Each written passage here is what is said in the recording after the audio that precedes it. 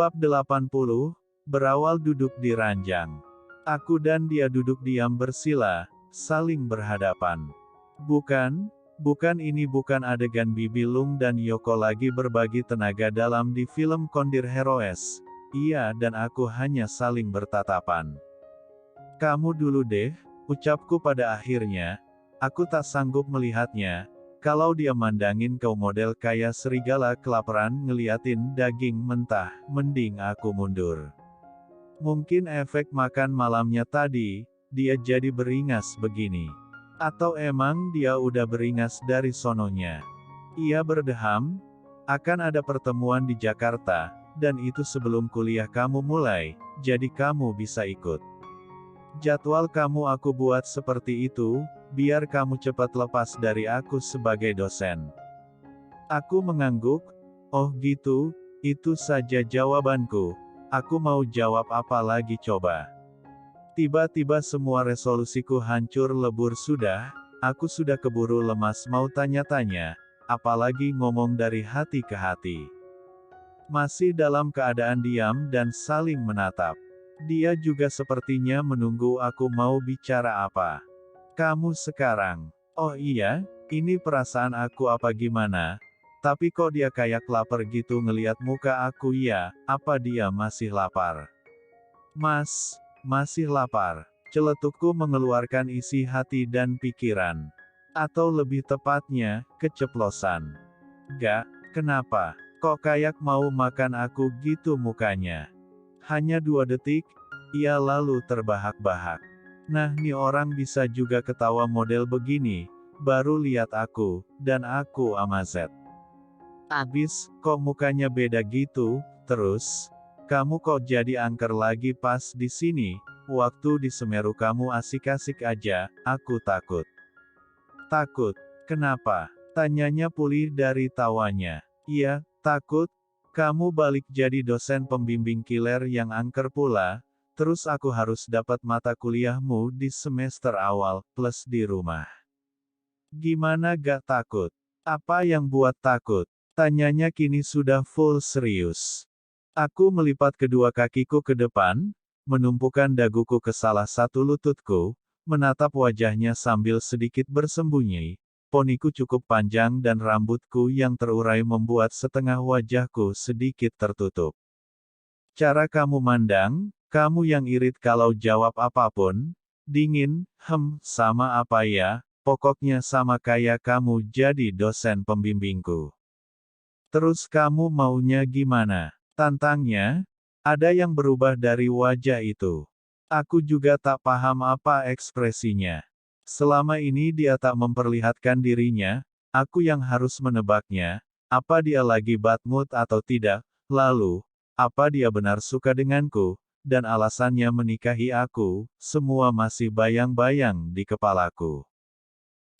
Kamu lebih terbuka? Aku sedikit meringis mengatakannya. Apa ini terlalu lancang? Memang karena selama aku di dekatnya selalu terasa seperti bimbingan skripsi, gimana dong?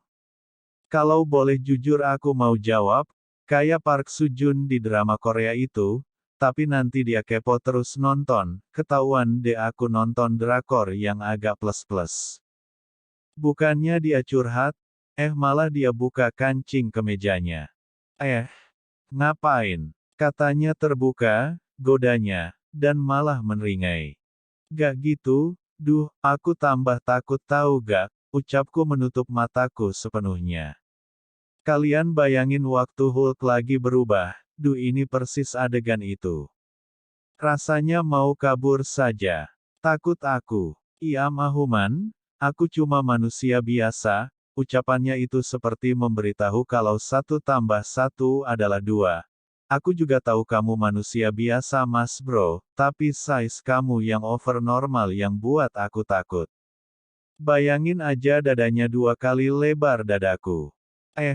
Kok jadi ke dada ya? Ia malah mengambil 2 tanganku, ia tarik ke depan, dan meletakkannya di wajahnya. Nih, manusia kan? Takut di mana? Ia membawa tanganku traveling ke leher dan dadanya. Duh Gusti berasa ada di film dewasa deh sekarang. Saat tanganku di perutnya aku ingin tarik saja tangan itu, tapi malah ia masih pegang dan genggam di tangannya.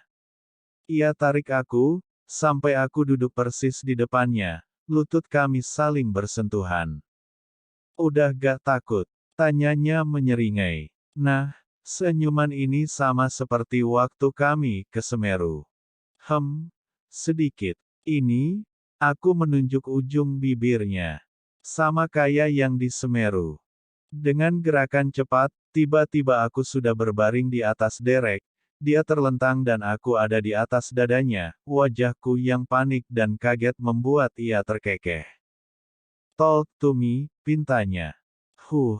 Kamu tuh, masa aku? Jawabku pelan. Aku menundukkan kepala ke dadanya. Dan baru aku sadar, si Hulk versi Indonesia Raya ini suami aku, dan sah-sah aja aku apa-apain, itu sisi baik yang baru aku sadari. Sisi buruknya, dia dosen killer yang belum sembuh dari keangekrannya. Mau tahu apa? Semua, dari kenapa aku, dan sebenarnya ini isinya apa, aku menunjuk tengah dadanya. Ia tersenyum lebar, kepalanya bersandar di bantal yang tinggi, membuat wajahnya dan wajahku bisa bertemu kalau ia bergerak maju sedikit saja. Dari awal bimbingan kan aku udah suka sama kamu, masa gak nyadar? Ucapnya polos. Lah, perasaan dia lagi ngamuk pas pertama kali bimbingan. Kapan? Kayaknya kamu ngamukan dulu. Ia meringis kecil. Iya, aku emang gitu dari lahir nis, mau gimana lagi? Lagian aku serius kerja, dan mau mahasiswa bimbinganku lulus dengan memuaskan, bukan hanya formalitas. Aku mau kalian ada isinya, di otak, maksudnya. Ya tapi kamu terlalu horor, bikin orang stres dari dalam. Kamu stres? Tanyanya dengan berani. Nih orang, untung dia gede sama ganteng, kalau enggak udah aku piting dia. Iyalah, sampai nangis semalaman mikirin skripsi, tanya bapak kalau gak percaya. Bapakku yang bisa dijadikan saksi kunci di ucapanku ini. Makanya jangan terlalu kesal sama dosen, kamu kena batunya kan, jadi suami sendiri sekarang. Iya, bener juga omongannya, aku kena karma guys. Aku berguling, capek dengan posisi ini, aku akhirnya memposisikan kepalaku di lengannya, formasi inti kami kalau di kamar.